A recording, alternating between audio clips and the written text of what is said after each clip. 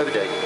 بسم الله الرحمن الرحيم. بالنسبة للأجهزة داخل سيارة الإسعاف تبدأ من اللوح الخشبي، يكون عدد 2 لوح خشبي، النقالة الأساسية، ومن شنطة الإسعاف تألف شنطة الإسعاف من سماعة طبية، جهاز ضغط صغير، جهاز ضغط كبير،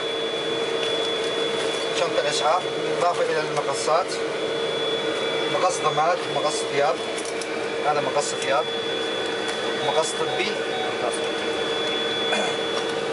في عندنا ثاقب زجاج هنا، ثاقب زجاج وقاطع خواتم، بالإضافة إلى الشاش وكانيولا مقاس من 14 و16 و18 و20 و22 و24 و26 للأطفال.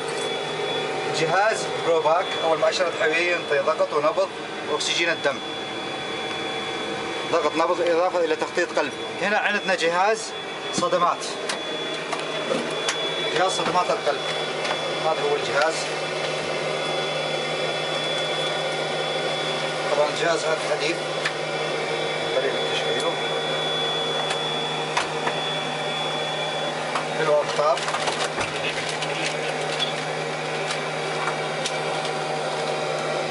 هذه طريقة توصيل الأقطاب من الجهة هذه. وصلنا الأقطاب، وهنا تضع واحدة على الجهة اليمين واحدة على الجهة اليسار فوق حبل الثدي. هذا بالنسبة لجهاز الصدمات. هنا عندنا الأكسجين، شنطة الأكسجين، هذه شنطة الأكسجين، طبعا مسكرة نفتحها بالشكل هذا. تحوي شنطة الأكسجين قناع أكسجين، كانيولا أنفية، قناع أكسجين، هذه قناع مانع لإعادة الزفير، ومقاسات أطفال وبالغين. هنا عندنا جهاز شفط، جهاز شفط، هذا هو جهاز الشفط، في حالة وجود سوائل يتشغل من هنا من الجهة هذه. نبلش نشفط. في عندنا جهاز شفط يدوي متحرك، جهاز يدوي متحرك. وهنا هذا طقم تنبيب، طقم تنبيب رغامي.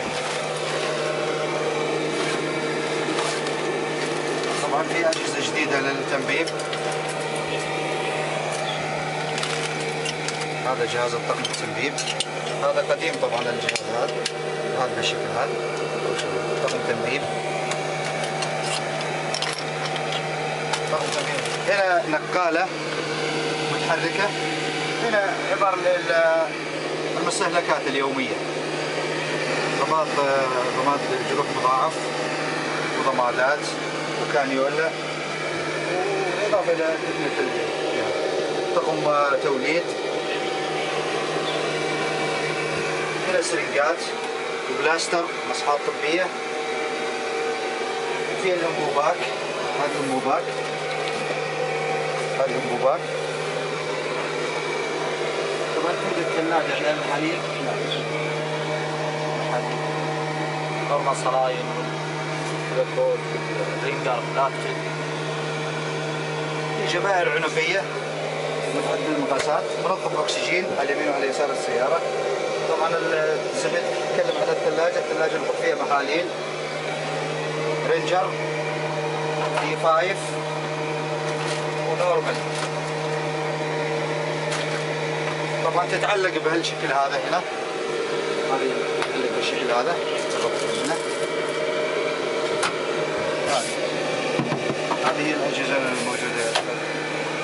باقي أجهزة جبائر في تحت هنا، فري باك، جبائر فري باك، جبائر خشبية، جبائر فري باك، جبائر خشبية، وسكوب، نقاط سكوب، هاي تستعمل في الأماكن الضيقة، ألواح خشبية لوحين.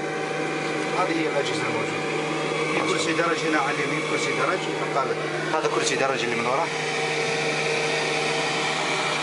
هذا هو الموجود يا أستاذ. مشكورين.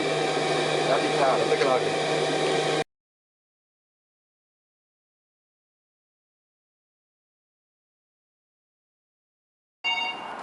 السلام عليكم. معك مركز 15.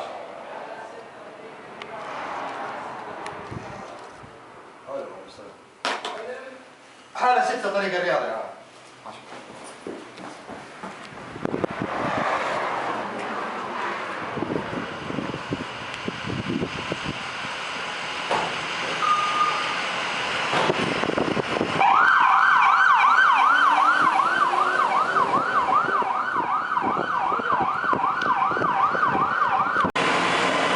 مرحبا بكم اعزائي، نبدا الان مع حاله مرضيه لازمه قلبيه.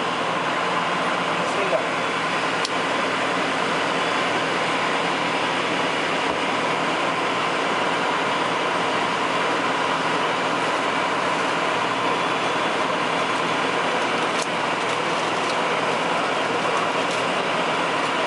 هاي معنا ازمه قلبيه.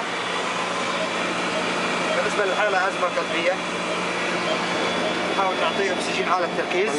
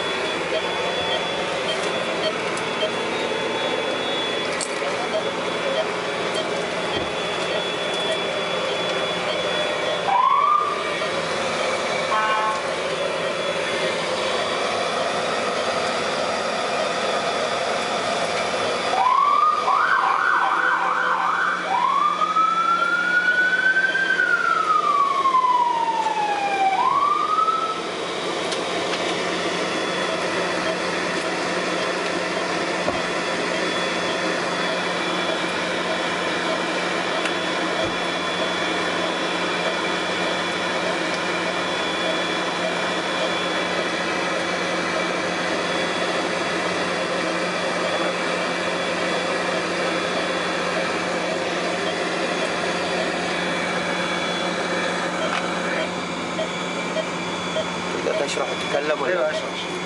بالنسبه للحاله هذه ازمه قلبيه، كان اكسجينها ناقص. اعطينا اكسجين على التركيز، شفنا له ضغط دموي، الضغط 140 على 65. نعم. النبض كان 101 الحين 95 91. اس بي 2 اكسجين 96، نسبه اكسجين في الدم 96. طبعا نحاول اقصى سرعه في المستشفى. ازمه قلبيه. بالنسبه للوضعيه الازمه القلبيه، نصف الجلوس او شبه كامله. نعم. هذه الوضعيه هذه. اي ازمه تنفسيه ازمه قلبيه لازم ما ينام على ظهره، لازم وضعيه نصف الجلوس. يكون في الوضع هذا. في الوضعيه هذه اكسجين على التركيز غير مانع للزفير. نعطيه الاكسجين هذا على التركيز غير مانع للزفير، وننقله باقصى سرعه للمستشفى. شكرا لك، وفقكم الله. الله يسلمك.